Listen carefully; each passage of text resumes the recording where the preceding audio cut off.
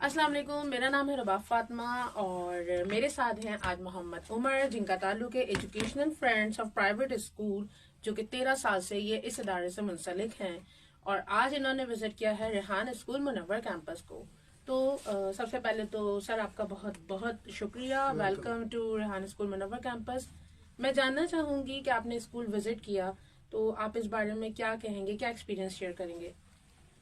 देखें, एक क्लिप थी रेहान साहब की। इनकी वो क्लिप को मैंने सुनने के बाद अच्छे खासे लोग आए हुए थे, उसमें उन्होंने इंट्रोडक्शन दिया था और काम किया था। तो वो मैं सुन रहा था, तो मैं पिछले कई कई सालों से, कई महीनों से वक्त और हालात को देखते हुए, यानी कि जो कराची के जो हालात हैं, बल्कि पाकिस्तान के जो हालात हैं, कि वो लोग परेशान बहुत हैं।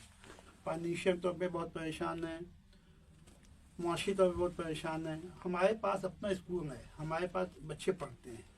जब हम वहाँ पे हम जो जो चीज़ें फेस कर रहे हैं कि बच्चे अपनी फीस नहीं दे पा रहे हैं, माँ बाप बिजली का बिल इतना ज़्यादा आ गया है कि वो घर का किराया नहीं दे पा रहे हैं। बिजली बच्चे को घर बिठा के रखा हुआ है कि मैं बच्चे को फीस नहीं दे सकती, मैं स्कूल कैसे भेजूँ। तो इन सब चीज़ों को देखते हुए, मद्देनज़र रखते हुए मैंने ये सोचा, क्या हम ऐसा कोई काम नहीं कर सकते, जैसे कि बहुत से लोग आईटी के ज़रिए मुख्तलिफ शोबे में जाके काम कर रहे हैं और उससे कुछ अर्निंग भी कर रहे हैं। तो ऐसे ही कोई मैं सोचने लगा कि ऐसी कोई ऐसा ज़रिया, ऐसी जगह कोई मुझे हमें मिले जहाँ से मैं कुछ अपने बच्चों को कुछ अर्निंग का ज़रिया बना सकूँ या अर्निंग का तरीका बता सकूँ, जिससे बच्चे अपने आप अपने अखराजात, अपने फीस खुद पैदा कर सकें, खुद उसको मोटिवेट करके अपने आप को मोटिवेट हों, उसके बाद उसके उस सिस्टम में जाएं, सिस्टम में जाके अपने आप को कामयाबी से हम कर सकें। और जब वो अपने बच्चे अपने फीस और अपनी चीज़ों को कवर करना शुरू कर देंगे, तो फिर बाद में अगर उसमें कुछ आमदनी आमदनी उनके अखराजात से या उनके खर्च से बच जाती है, तो फिर वो अपने घर वालों को भी अफोर्ड करेंगे, घर वालों को भी देंगे, घर वालों को भी बताएंगे कि मैं देखिए इतना कमाया हूँ, या मैं आपका भी कुछ बोझ अब उठा सकता हूँ। इतनी सी उम्र, कोई ज़्यादा उम्र नहीं है, मैं देखा हूँ 10 साल, 15 साल, 16 साल, ये छोटे छोटे बच्चे हैं। अगर इस उम्र में अगर इन बच्चों, आम तौर पे हम ये देखते हैं कि हमारे यहाँ कमाने की जो सही तरीका है वो 22, 23, 24, 25 साल का जब बंदा होता है, तब जाके वो कमाने की सोचता है। तो ये सोच कर मैं अंगावाला साहब के मैसेज को पढ़ा, सुना। उसके बाद फिर मैंने अपने दोस्त से डिस्कस किया, फिर उनसे बातचीत करने के बाद फिर उनको साथ लेकर आज मैं यहाँ आया हूँ। और आने के बाद मैं समझता हूँ, मैं बहुत मुतमईन हुआ। मैं यहाँ जब मैंने मुख्तलिफ क्लासेस में गया, मैं छोटे छोटे बच्चों को देखा, बहुत कम उम्र बच्चे थे, 8 साल के, 7 साल के, 9 साल के बच्चे जो है वो बाकायदा काम कर रहे थे। वो काम से मतलब वो ऐसा काम सीख रहे थे जो वीडियो के जरिए उनको सिखाया जा रहा था, बताया जा रहा था, वो अपने आप को इस काबिल बना रहे थे। तो मैं उनको देख के बहुत मुतासिर हुआ, उसे बहुत इस सिस्टम से मुतासिर हुआ कि सिस्टम में हम जो चाहते थे वो चीज़ मैंने यहाँ पे देखा कि यहाँ होते हुए देखा। अगर वो चीज़ हम अपने यहाँ पैदा कर सकें, अपने स्कूल में पैदा कर सकें। अगर मैं चले क्लास 6 के बाद से शुरू करता हूँ, 1 to 5 नहीं लेता।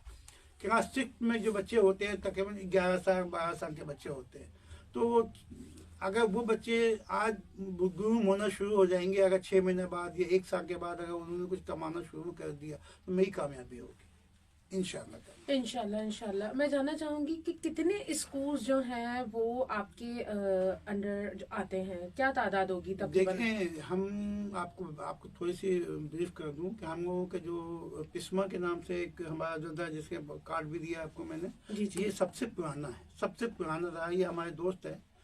और इसके साथ साथ बाद में तकरीबन 100 से ज़ायद एसोसिएशनें बनी हैं जो मुख्तलिफ स्कूलों को अपनी नुमाइंदगी का जरिया समझती है या उनके मसाइल को हल करने के लिए काम करती है।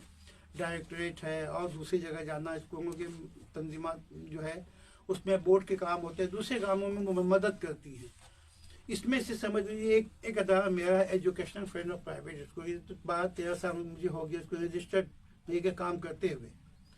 तो हमारे पास, मेरे अपने पास और शायद जो सामीन साहब हैं पिस्मा के पास 300 से ज़ायद मेंबर हैं।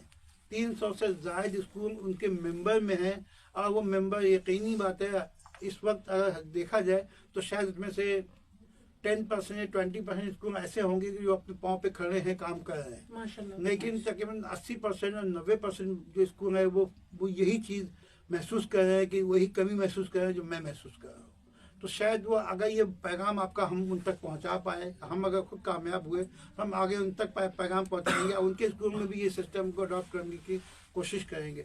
और एक वक्त आएगा कि आज आप एक जगह से, 2 जगह से, 3 जगह से निहाल साहब का पद्मश्री कर रही हैं या उनके बारे में हमें बता रही हैं, उनको हम उनसे मोटिवेट हो रहे हैं। एक वक्त आएगा इंशाअल्लाह ताला आपको 100, 100, 150, 200, 300 स्कूलों के बारे में खुद कहेंगे या वहाँ के बच्चे कहेंगे कि जी मैं एक अच्छे सिस्टम में आ गया हूँ और इस सिस्टम में, कामयाब सिस्टम में आ गया। इंशाल्लाह जरूर जरूर। बहुत बहुत शुक्रिया आपके कीमती वक्त का, आपकी कीमती राय का। और इंशाल्लाह जो है हम और आप, हम सब मिलके अपने मुल्क के लिए बहुत कुछ अच्छा सोच सकेंगे और कुछ ना कुछ अच्छा तब्दील लाने की कोशिश करेंगे। बहुत बहुत शुक्रिया। वेलकम।